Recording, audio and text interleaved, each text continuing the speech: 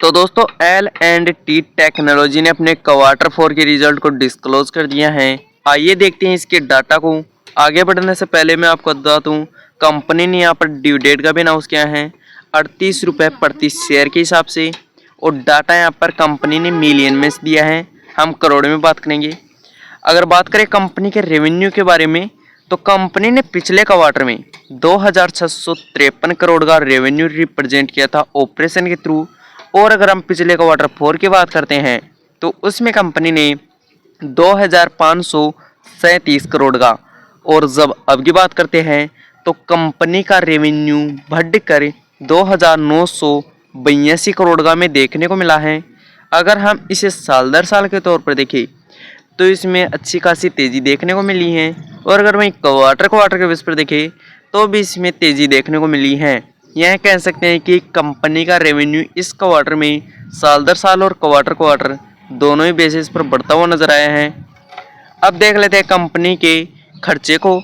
तो कंपनी ने पिछले क्वार्टर में 2246 करोड़ के खर्चे किए थे, और अगर हम पिछले क्वार्टर 4 की बात करते हैं तो उसमें कंपनी ने 2122 करोड़ के, और जब अब की बात करते हैं तो कंपनी के खर्चे थोड़े बढ़कर 2604 करोड़ के में देखने को मिले हैं।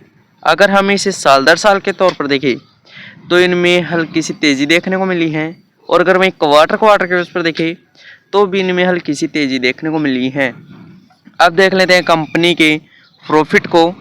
तो कंपनी ने पिछले क्वार्टर में 319 करोड़ का प्रॉफिट किया था, और अगर हम पिछले क्वार्टर 4 की बात करते हैं तो उसमें कंपनी ने 341 करोड़ का, और जब अब की बात करते हैं तो कंपनी का प्रॉफिट 310 करोड़ का में देखने को मिला है।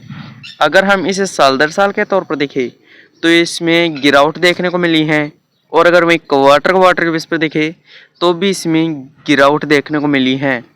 यह कंपनी के लिए एक नेगेटिव बात रह सकती है। अब बढ़ते हैं आगे और देख लेते हैं कंपनी के ईपीएस को।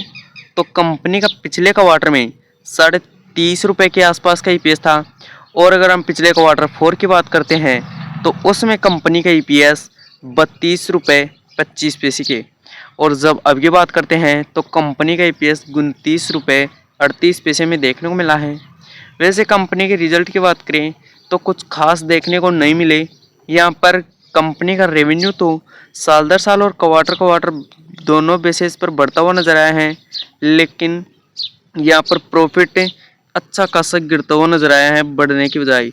और अगर कंपनी के खर्चे देखें तो कंपनी के खर्चे ऑलमोस्ट कंट्रोल में नजर आ रहे हैं। इस क्वार्टर में हल्के से ज़्यादा देखने को मिले हैं।